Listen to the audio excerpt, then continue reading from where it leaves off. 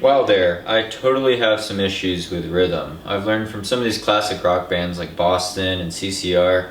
Some of their songs have some somewhat intricate rhythms, and I really suck at that, so gotta improve my playing skills. But this is Training Talk Thursday. I'm your host, Sage Canaday. Thanks for tuning in to VO2 Max Productions. Please share and subscribe.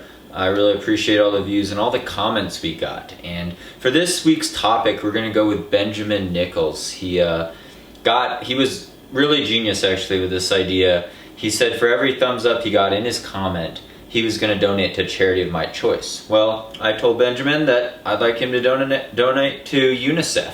So that's $8 to UNICEF, 8 thumbs up. And really generous of him and really great comment. And I want to thank everyone who contributed to voting and throwing out more comments. And keep them coming for next week. I love doing this and hearing back from you guys. So thanks again for all the support. Really appreciate it.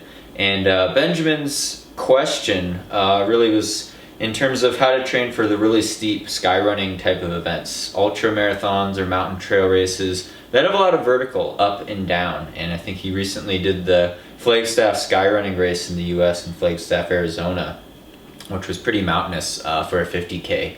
And with the high altitude, a lot of up and down, it's hard to train for those events. And so that's what I'm going to kind of talk about today, as well as talking about kind of the differences between training for a traditional US style trail race that might not be quite as extreme as a skyrunning or a mountain type of race. What are the differences in training for those more, I guess you could say, flat trail ultra races or trail races? And so it's a really good question, and it's something that I've been learning over the past couple years, and something that am still learning about. Honestly, like I can't say that it's something I've mastered, and it's something that I think is difficult because you could definitely overtrain, and I've done that to myself, coaching myself. I totally overtrained before the UROC 100K in 2013 when it was a skyrunning final race from Breckenridge to Vail in these mountain passes, and I came out totally flat. My legs were dead.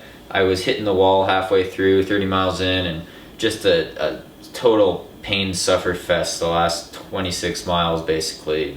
Hypothermia, hypoglycemia, whatever. But it started because my legs failed. And that is what I'm going to key on in today, is that most of the times during these races, these extreme distances, but also extreme vertical changes where you have to make a transition from going up a steep slope, maybe you're power hiking, to bombing down and then going up again, you run into trouble more at the biomechanical, structural level. And as I've mentioned in my other training talks in the past, you have 2 systems mainly, 3 or 4 if you want to count the mental system and your metabolism. But 2 major systems are your skeletal muscular system, your muscles, tendons, muscle fibers, bones, things like that, and then your cardiovascular system, your heart and lungs mainly, your cardiovascular engine. And for a lot of people, you find in these skyrunning races, or even races with a lot of downhill like the Boston Marathon, is that your structural system will fail first before your heart and lungs do. Like you might be a well-trained marathon runner and then you do Boston or you do an ultra mountain race and you find that your leg muscles actually fail, and that's your limiting factor. And I found this to be the case as well in even the Lake Sonoma 50. It's not that you're running out of glycogen, you've been eating well, you've been hydrating, you're not breathing really hard, it's not the lactic acid that's slowing you down. You're definitely breathing harder going up hills than downhills hopefully, but it's on the downhills that you're not even breathing hard. You could be totally relaxed, but because you've banged up your quads so much and you haven't prepared for all this descent, all this working your quads in that way on these epic mountain descents, they start failing you. And it's why you see people you end up walking down a hill where you should be running down the hill and you should be getting some miles in faster than your average pace. But it's happened to me before. I'll be able to still run on flats or uphills, but I can't even run downhill. I have to walk on a downhill. And that's what we need to avoid, is failing at that structural level. And I think Benjamin kind of said that he struggled more on the second climb, making that transition up after doing the first climb well, but then having the strength to get through that second climb and the second descent.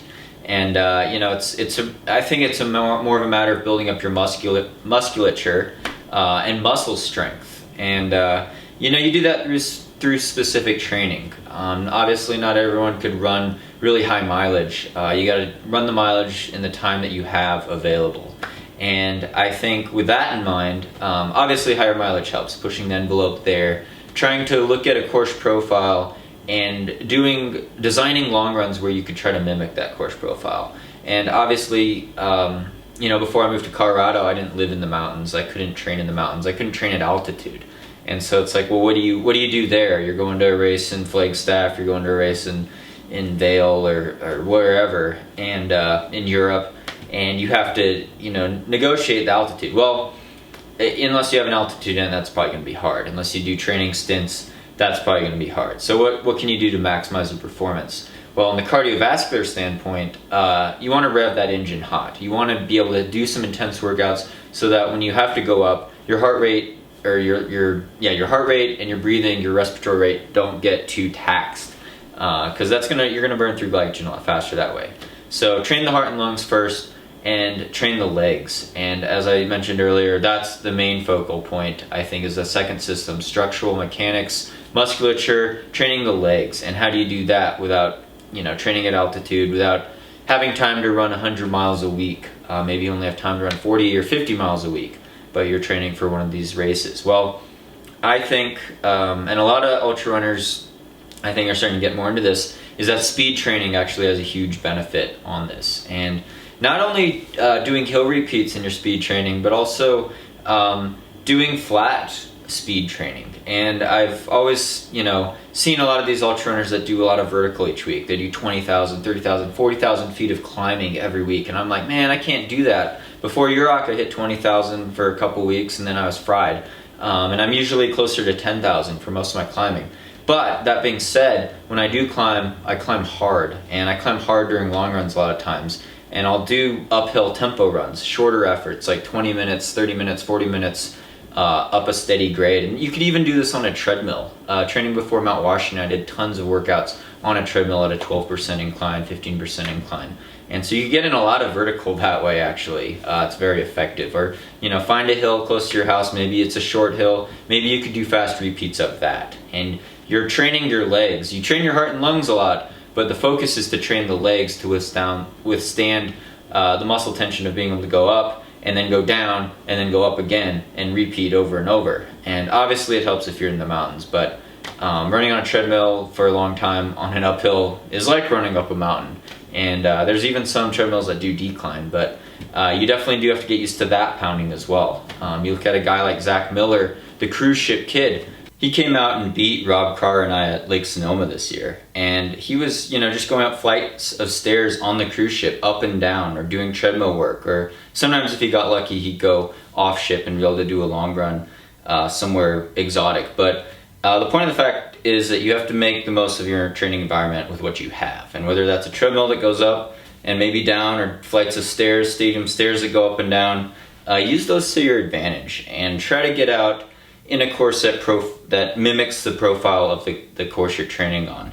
And also the terrain needs to be taken into consideration. For me, like biomechanically, it's a totally different running form to be going up rocky steps. If it's a rocky step mountain trail, it's a lot harder for me than if it's a smooth rocky trail, even if it's the same percentage grade. And so recognizing that, hey, if I have to go up loose rock, if I have to power hike up sand or snow, I need to practice that in my training so I could develop the muscle patterns for that event. And it's going to take a long time to pay off. I think the neuromuscular pathways that get created to have efficient form, have efficient biomechanics, at least on the ascent, takes time to develop, as well as the skill of negotiating a technical descent going down. I have trouble saying that word for some reason. But and some of these sky races do have more technical descents, and that's a learned skill and another topic even that I could talk about some other time. But the point of the matter is it's good to get in that vertical relief and to try to mimic as much as you can the course profile or what you know. I even look at videos of the race or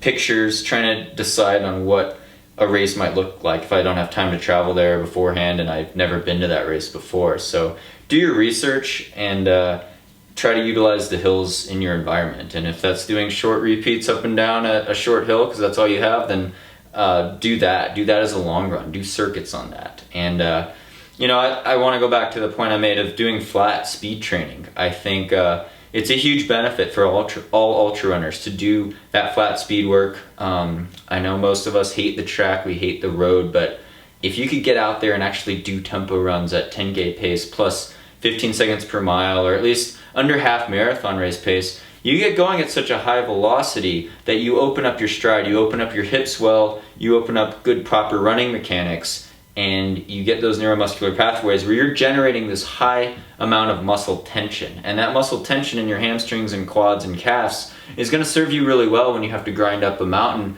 whether or not you're power hiking or not, at mile 30, and you have this mountain in front of you. And it's going to give you a lot of extended strength, speed, endurance, I think. That is really valuable.